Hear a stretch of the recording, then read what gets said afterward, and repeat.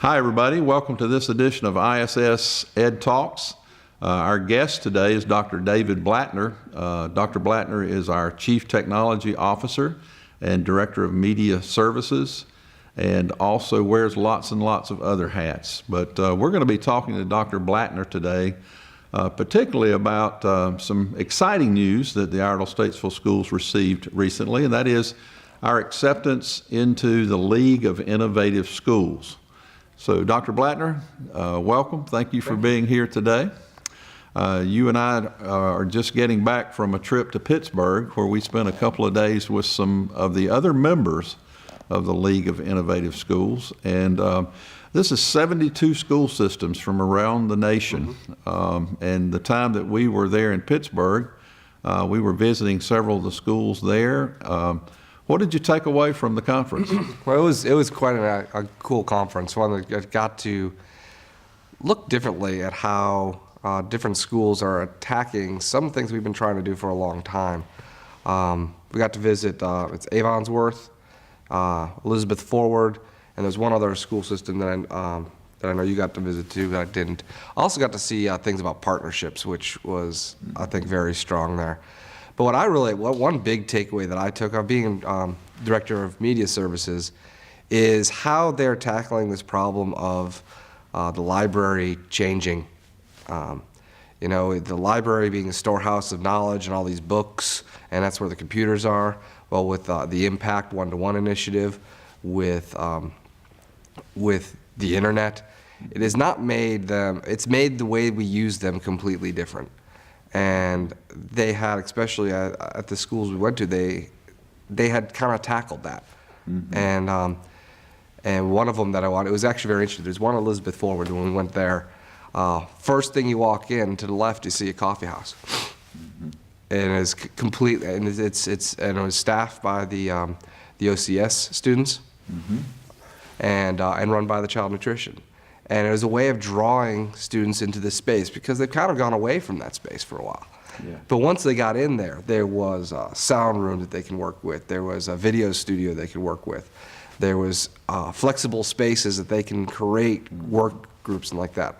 And we have schools that have been nibbling at that in our system for the last couple of years. But I don't think the complete vision had quite been there yet. So to see it in action and going was something that was really neat to see. Yes, one of the high schools that I visited, I was just really impressed with how they had embraced technology, and the expectation is that their kids are connected all day long. This particular school had a bring your own device, mm-hmm. and throughout the school they had built these little charging stations. They look like the old red phone booths, the mm-hmm. British phone booths. Yep. But I thought, now those things are scattered throughout the school so that at lunchtime or between class, kids can pop in there and recharge their devices really quickly. So the expectation was, don't put your phone away. Get your phone out and make it part of your learning tool for that day. So it was a completely different atmosphere that really expected kids to be plugged in and engaged with the technology. Now, one that I liked also was how it impacted the design of the classroom and the design of the school. We went to one elementary school that was newer, and they created basically a collaborative space in the middle of where the classrooms were. So if you divide each wing by grade level, and you have a third grade grade level, there was a larger area in the middle where they can do station rotation type things like we're doing with Impact. You can do where you can bring a large group up there, and it's a learning space. It's kind of what we would consider the hallway, but it's much wider and able to do stuff in. There was also a middle school and that was working with Carnegie Mellon, and that was one thing that I saw strongly while we were there, is the partnerships they had were really strong partnerships. It really was two-way, where the school system would say, look, we're trying to do something like this. We're trying to get something that's interactive with the kids. And then have Carnegie Mellon with their gaming and technology department working with them to try to make that happen. Right. But they changed the space that they were going into so that it didn't seem like the classroom anymore. There's one, they took a hallway in a middle school and they put the technology class, the shop class, and the art class all in the same hallway. And then they said, they called it the Dream Factory. And whatever you want to do, you could do. So if you're in the art class and you wanted to make something, but you wanted to do it with a 3D printer, you can do that. They taught Photoshop. The technology class was not keyboarding, was not Microsoft Office. All those skills are important. It was robotics. It was different things that they can then create. And along the halls, you saw all sorts of innovative things through the ages, things that were innovative when we were young, like and current, and quotes, and kind of just what it's inspiring things. And they worked together to make that happen. And so they also at that school had a class that was 1 quarter of the year where they were looking at if they would try to create a product, create packaging for the product, basically from concept to delivery, what would happen if you were in the business world and stuff like that. And that was a course that every student would go through for 1 quarter. And I thought that was different thing. It was kind of different. We did that because it took a lot of different departments to make that happen. Because it wasn't just they actually made the design. They ended up making the product on it with the materials they had there. They also had a shop that didn't have scroll saws, didn't have drill presses, didn't have because what they used CNC routers, they used 3D printers, they used all sorts of other things. That is what is in industry right now, because now they're not sitting there trying to cut the forms out. They're programming in the computer with the AutoCAD drawing, and it pops it out, right. And they assemble it. So they had done that, and one of the students for their project, they made a canoe. And they had it hanging there he actually made 2, one for them to keep, one for him to use. And so it was very interesting to see that go on. And that's what a lot I saw in the schools. Again, it was trying to think differently and think of what's happening. And kind of an element of if you build it, they'll come was at Elizabeth Ford High School. They created a game design class. It was a class, now it's a department, to give you an idea of how, and it's been just a couple of years. But it's a 3-year kind of class where really there's 2 parts of a game design. If you go in and look at the Halos and look at the games that are there, they have full storylines. They have they have scores. And that's part of what the draw is. It's really just a combination of kind of a cartoon or comic strips and movies put together where you can interact with it. So there's a whole element of storytelling. There's a whole element of how do you move it along? Where do you have your climaxes? How do you keep them going in the game? And so that's one part of it, is just how do you design all that? And then you have the part that people are coding it. How do you code that? And so their concept was that, they have these 2 classes, and at the end they come together and they create something. Right. And this coding is really where a lot of interest is out there. And so they used some curriculum to do that, and they created, again, the space was different. They walked in, they thought they were in a teacher's lounge because there wasn't a desk to be had. It was like cafe tables and chairs, a big couch, then a raised area, and they did different painting, did ceiling treatments, just made it seem a different creative space. So when they got in there, they felt differently, and even the teachers that went in there said they taught differently. It was more. It was less that formal. I'm lecturing to you. It was more of that collaborative type thing. So it was very interesting to see how they did that type of stuff. One of the schools that I visited, I spoke to the principal, and as he was explaining, in the 20th century, the model of learning with the straight rows and everybody's on the same calendar and the same time and one set of instructions, that model fit the industrial age of the 20th century very, very well. And so a lot of those children would leave school and go into the workplace where things were very regimented, standardization of time, workspace, that kind of thing. He explained that now in the 21st century, we're preparing children for a whole new dynamics in the workplace. And in the workplace today, it's more oriented towards task assignments, teamwork, planning collaboratively with a small team, accomplishing a goal or a task. And so the style of learning now is shifting to meet what the private sector is demanding. And of course, you saw examples of that as well, I'm sure.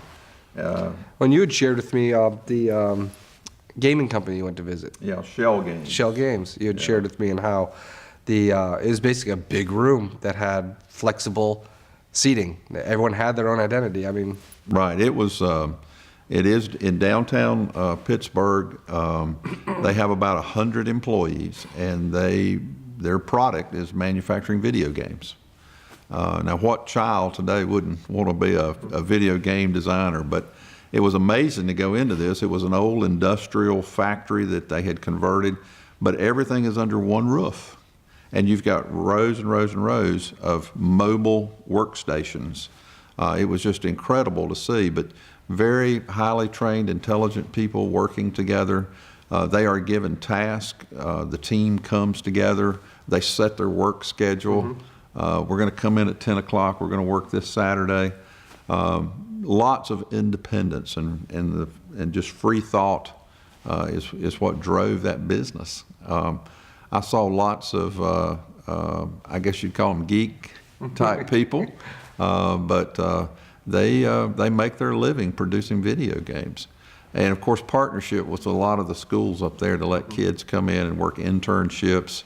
And of course, they use a lot of the schools up there as well to test some of their games and whatnot. But a great partnership between that company and the school systems up there.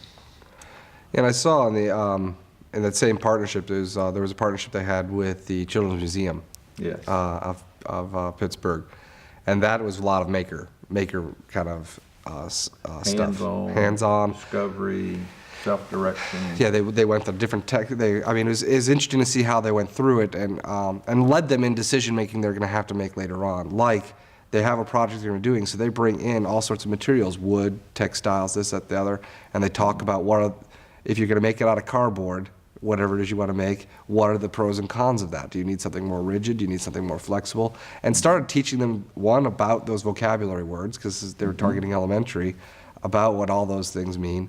And also, they're going to learn, there's different choices out there. It's not always wood. It's not always metal. There's different things you can do. And the Children's Museum came in and did that. They also had an area that was kind of cool. It was there's just stuff. Play with it. Right. And see what you can do. And they got a lot of this stuff from throwaway items. Someone had a DVD player they didn't want, so they pulled that apart, pulled the spinning motor out of that, attached it to a wood block so you can put some electrodes to it and make it spin. It was a lot of just stuff they can do there. One thing that I'll go away from that area with, we were able to be there while the museum was open. And there was probably a 3 or 4 year old boy. And basically they had these blocks, they're able to make circuits. Some of them had switches on them, some had light bulbs on them. And they had 2 different types of sets. One that you take alligator clips and clip it to the electrodes. You can make your circuit and see it works. Mm-hmm. And they also have ones for more his age where they put magnets at the end of it. And the magnets would just clip onto it. And he made a circuit that lit a light. And if you would have seen that child's face when that light went on, it was just like, I just did that. Now, did he understand what he did? Probably not. Right. But he did understand that he made that happen. He made something. And just that energy and that excitement that got in with him. And you know that if we can get that we get that in the classroom. But if we get that with our kids, to have the time that they can just engage their creativity and see what they can do. Mm-hmm. That may not be as structured as what is going on. Because you're talking about unstructured space, unstructured time. Yeah. That we need to try to capture that because we're not replicating that. Yeah. One of the schools that I visited was a high school, and they had converted their media center into a maker space, they called it. And the time of day we was there was a free period during the day that kids could eat their lunch, and then after they finished, come in and work on projects and get with buddies and whatnot. Now, it was a little loud in there, but I tell you what, the level of engagement was just incredible. And self-direction. You know, kids were not told to do anything, but they had an assignment given to them days or weeks before, and now the members of that team were just meeting up on their free time to work on their project. Mm-hmm. And so I was particularly impressed by the level of engagement and the self-direction that the kids were taking. And of course, that's what you want for the modern workplace. Those are exactly the kind of skills that you want children to have. Well, looking down the road now, you've been there, you've seen this. I know that you yourself are a very innovative individual. You're the former principal of Lake Norman High School, the former principal of one of our very first early colleges, CCTL. And so you are a risk taker, and you think outside the box. What does the future look like for our school system with some of this innovation? Well, I think the long future, and I don't know how we're going to get there yet. If I had that, I would write a book and we'd be having a different lecture here. Yeah. But I think the seat time, the space will be different and the school will be different. It's something I shared with you that Dr. June Atkinson had said one point in time, that school is going to become more of an experience and less of a destination. That I see down the road that we will have mastery learning, that when a student learns the skills that they need to have, they move on. They're not supplemented necessarily. They keep going on and doing different things. I see that it's more driven about creativity and what we can do. There is still a process you need to go through. There's still, you can take scientific theory. You still have to go through everything to get to the end product, but the way we get to the end product is different. It's not the shop class you and I were in. It's not, but the knowledge of it, the basic fundamentals are still there, but how we make that product is going to change. Mm-hmm. So I think we're going to see the spaces change. We're going to see gender roles change, because one of the ones that I was at, they had created, it was a shop class. You typically don't see a lot of girls in shop class. Mm-hmm. Well, they addressed that by having another, because now it's different and it's less scary. Mm-hmm. And so they're having more gender equity when it comes in there. So I see that happening a lot more. I see in the more shorter term, I see our media centers turning more into media centers instead of a library, what we call a media center. Mm-hmm. Really changing that space and seeing how it can be engaging. So it's a place, it's the largest classroom we have at every school, if you think of it. I like that concept. The media center is your largest classroom. So you can get in there. I mean, you can have, we asked one of them that had converted it. They can get up to 3 classes in there before it gets totally chaotic. And they can't, there's just too much noise. But you can have a lot of collaborative there. We have, and we have a lot of that collaboration even going on today. Because I just got a compliment from one of our staff members that was doing some classroom visits at schools, had stopped at a Lakeshore Middle School. And our media specialist of the year is there.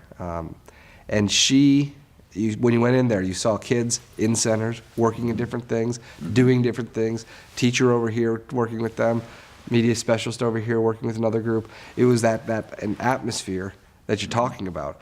I think what's going to happen is we're going to get the structure to match that, because right now the structure of the media centers are more of the library. Right. Here's our books, here's our rows, and we're going to have to be thinking a little bit differently.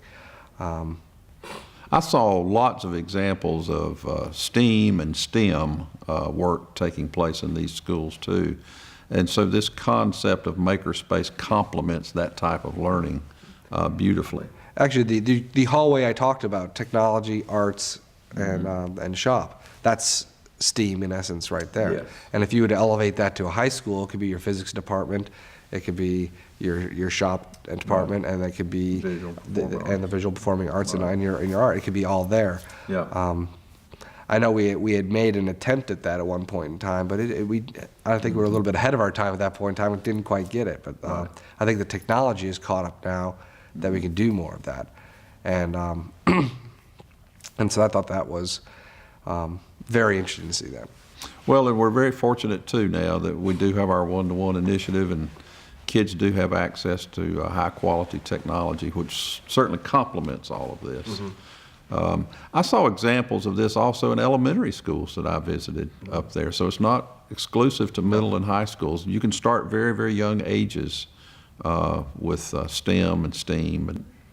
In the elementary schools, it was actually more of the maker movement in the elementary schools, and more of just here it is, we'll give you the fundamentals of this, how this works, now play. Discover something. Just work it. Yeah.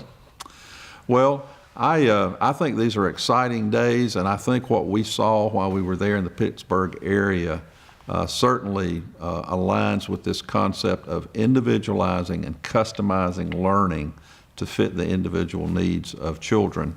And my other takeaway was that schools are really in tune with the private sector, the workplace, and trying to prepare the workers of the future so that they feel comfortable in these new workspaces and the design of the modern workplace.